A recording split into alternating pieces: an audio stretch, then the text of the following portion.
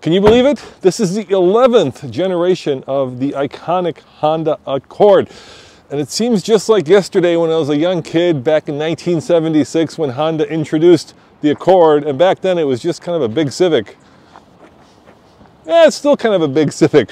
But in this video, we're going to give you a complete walk around. But more importantly, we're going to drive it. And this is the Hybrid Sport. So it's the sporty one. And let's just get the bad news out of the way. I mean, I'm not going to sugarcoat it. For all you Honda Accord fans, unfortunately, as you know, the manual transmission went away a few years ago. So for 2023, it's not back. And of course, the powertrain in this hybrid is a hybrid. So if you're big fans of the 6-cylinder, that's gone. If you were fans of the 4-cylinder 2-liter turbo that put out 250-ish horsepower in the last generation, that's gone. And right now there are really only 2 power plants available in the new Accord. There's this hybrid, which puts out 204 horsepower, and it's paired to, on the Monroney it says a CVT, but Honda will tell you it doesn't have a CVT, it doesn't have a transmission. You know, you can figure out which one of those 2 is true, but even if it doesn't have a transmission, it kind of drives like it doesn't have a transmission that's anything else but a CVT. So we'll talk about that when I get behind the wheel. But there's this engine, and then there's the 1.5 liter turbo that's non-hybrid, and they're both paired to a CVT. I'm kind of doing air quotes there. What happened to the trunk? I must have opened the trunk by accident. Holy cow, what a professional review this is. Anyway, come on back here. Let me show you how much room there is. And there is a ton of room back here. Now, the sedan segment is, as you know, dying, and there are only really 4 left, and they're all Japanese. So this is, of course, front-wheel drive. There is an all-wheel drive option, which would be the Legacy by Subaru, the Camry, of course, and we cannot forget the Nissan Altima. And the Kia, the K5 is gone, and the Sonata is also going away, or will be gone soon. So that leaves us with 4 Japanese sedan in the mid-size family sedan segment. And who would have thought back in 1976 when that first Accord came out that by 2023 there would only be 3 other competing cars. You guys love SUVs and crossovers, and that's why this segment is slowly going away. But I got the bad news out of the way. So for all of you fans of the 6-cylinder, gone, manual, gone. But there is some good news, and that is the number 44 and the number 33. And what those numbers represent is the MPG combined to this vehicle. 44, I would have been blown away as a kid back in 76 if you had told me that a Honda Accord is going to get 44 MPG. Now the 33 is how much this car costs. It's about $33,000. Starts at around 30, goes up to about 40 if you get the touring. But that is still a screaming bargain. I mean, think about the fact that the average new car in America now, after COVID and supply chain and, you know, the usual excuses for why car companies have raised their prices, have gone up to well beyond $45,000. So average new car price in America, $45,000. At $33,000, you get what is, I think, a beautiful, in this case, radiant red. And that's, by the way, this metallic red, a $500 option. Still not as nice as Mazda's red, but getting there. Car that will fit you and your family and will be Honda reliable and will maintain relatively, I believe, its resale value into the next, I don't know, 10 years or so. So let's go for a ride. But before we do that, let me get in the back seat and show you how much space there is. Now this is a cloth one, so you can't get it in leather, but we have the cloth, which is fine. I'm actually a fan of cloth. I think it's underrated. And, you know, good leg room. My hair hits the top of the scallop ceiling. I'm 6'2", but it's okay. And then, of course, you know, it's not a hatchback. It's a traditional trunk.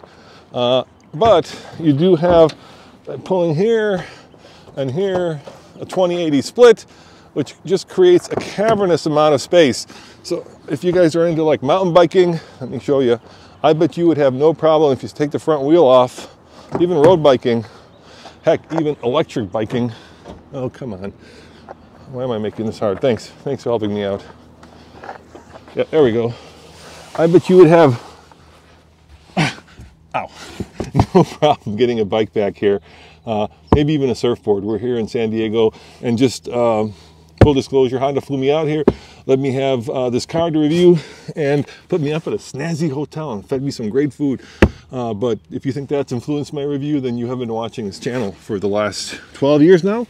It's a long time. Anyway, tons of room, and I think, you know, as much utility as you're ever going to get in a sedan. All right, let's go in the front and I'll show you my favorite feature. Now that we've gotten all the bad news out of the way, for all you enthusiasts, check this out. Last generation Honda, push button transmission. New generation, look at that. A much more traditional lever to put the car in drive. There is an I'll start it up, show you. There is an all electronic mode, which I'm not sure how big the battery is, but this is a mild hybrid.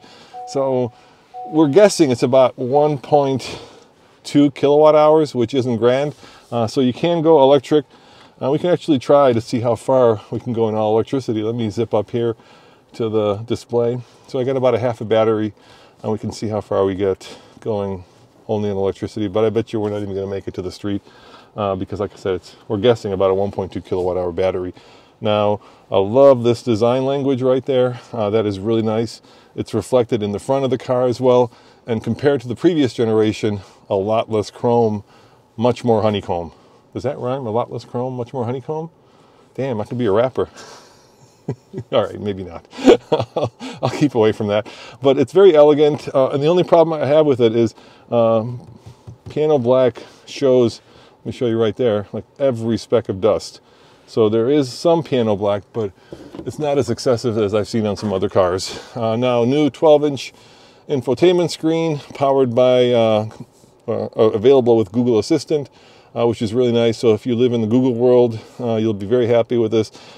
These higher end trims have Google, Apple CarPlay, and Android Auto wireless, which is nice.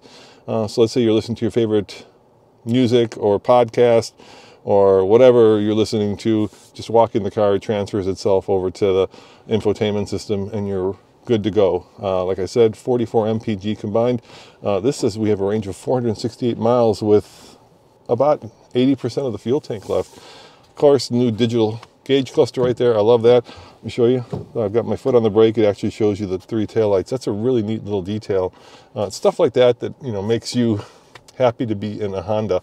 And the other thing that makes me happy to be in a Honda, it's kind of like an old friend, right? You sit down with an old friend and you haven't seen each other for a long time, and yet immediately you fall into just a natural conversation, and you guys start talking about good old times, and it just feels very comfortable. And to me, Hondas are like that, right? This switchgear is very comfortable. Steering wheel is nice and thick, and you know, seating position is easy. The seat controls are easy. I know exactly where everything is. And check it out. There's a volume knob, which is grand.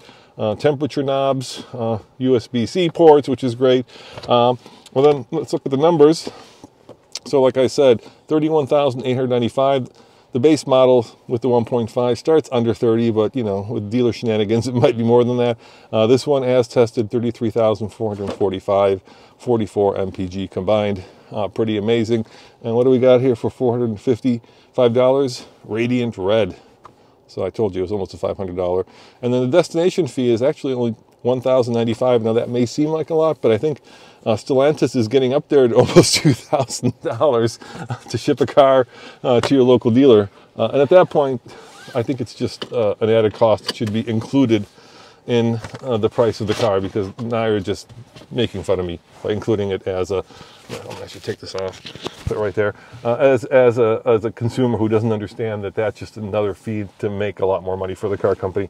And I'm pointing out Stellantis, Jeep, Ram, Chrysler, Dodge, because they seem to have the highest destination fees. All right, so let's take it for a ride.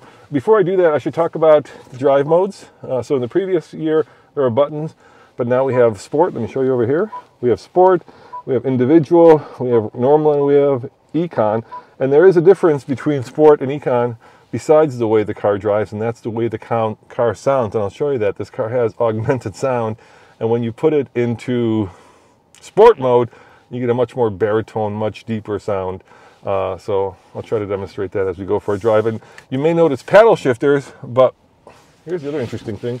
I talked about this in my previous video, Liz Monroney, but let me show you something else. So Honda says this car does not have a transmission. When you talk to them, it's basically one gear. But here in the Monroney, it says that it has a CVT. So yeah, it's a little confusing. And I'm not sure if that's marketing or if Honda's saying that it doesn't have a CVT because they know that a lot of enthusiasts hate CVTs. But according to the Monroney, continuous variable transmission, not sure. I did some Googling. I did try to find out. And some of the magazines and some of the website reviews say that it's a one-gear set, and then the Monroney says CVT. I think the proof is in how it drives. And as you guys know, automotive journalists don't like CVTs, and the reason we don't like them is because it takes the feel out of driving the car. So it sort of feels like there is a pillow underneath your right foot. So when you floor it, instead of having a traditional transmission where you can feel the car accelerate and then shift gears, the CVT replicates that feeling, but it's kind of like carbon fiber on an entry-level sports car, right? It's not real, and at the end of the day, if it's not real, it's not satisfying. So let's see what happens. Oh, just to switch to power flow. Actually, let's do this. We promised that. Let me switch it to electric. I'll see how far I can get in all electric mode. It won't let me even go in electric mode, not available, engine temperature too cold, wait for engine temps to increase. Well, so much for that. Like I said, it's a hybrid, not a plug-in hybrid. So as we get on this road, let me floor it. So that is sounding like a traditional transmission, but it's not. But yet at the same time, I guess it doesn't feel like a CVT. So the question I always ask is, if you have to create a system that then emulates a traditional transmission, why not go with the traditional transmission? And as you guys know, the previous generation had a 10-speed automatic, which was actually a really good transmission. So I think what Honda went for when they designed this latest Accord is two things. They went for fuel economy, which they got, 44 mpg, and they went for a much more infotainment-centered vehicle, which they also did with Android Auto. This is really intuitive, very easy to use, and let's face it, we take our phones with us everywhere we go. Let me floor this, see if I can beat the Mach-E. Oh yeah, look at that. We beat an electric car, which is pretty impressive. So let me show you something here. So I'm gonna put this in normal mode, and I'll hit the accelerator, and maybe you can listen to what it sounds like. I think the speakers are playing that, so I'm gonna put it over here by the speakers.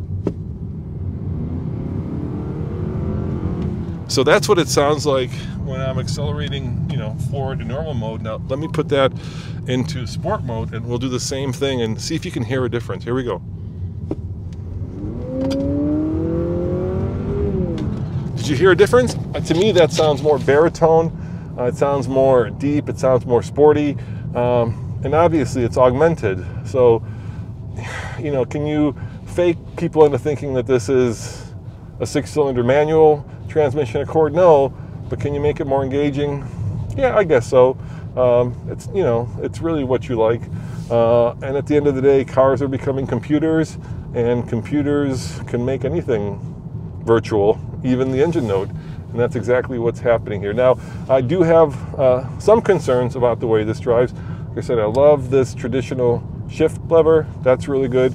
I love the thick steering wheel, but I gotta say the steering response is heavy, almost too on center, if you know what I'm talking about. It likes to always come back to on center, almost too much, and very heavy. And I would even say, if I'm being kind, I would say not very communicative. If I'm being not kind, I would say numb.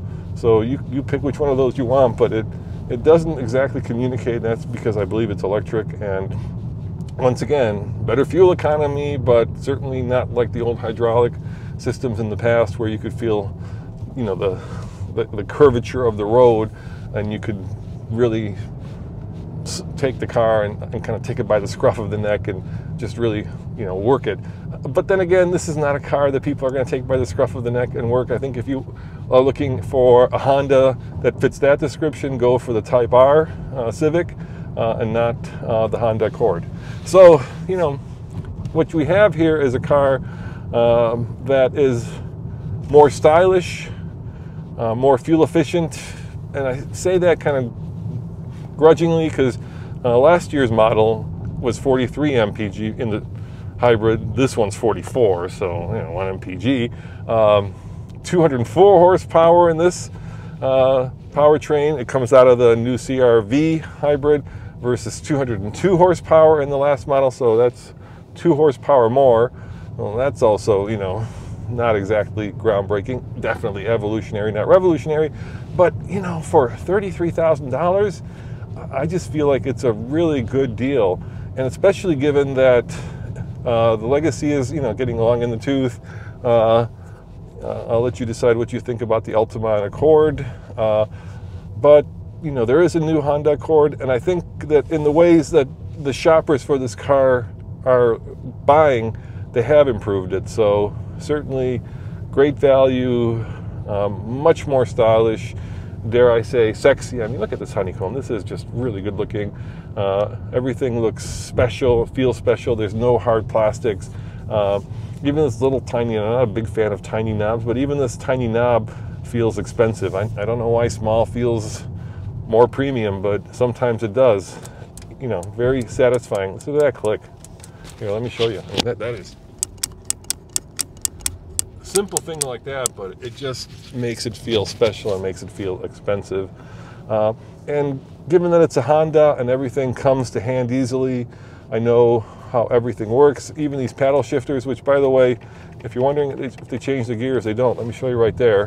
What they do is they increase the amount of regen, and you can see as I'm increasing the regen, the lights, the brake lights are turning on. And then of course, as I decrease the amount of regen, amount of power going back to the battery, it makes it more like a traditional car. So you could almost emulate an electric car feel, one pedal driving, if you put the regen all the way down to its highest. That's how it feels. And whether that actually does give you a better fuel economy or not, I don't know.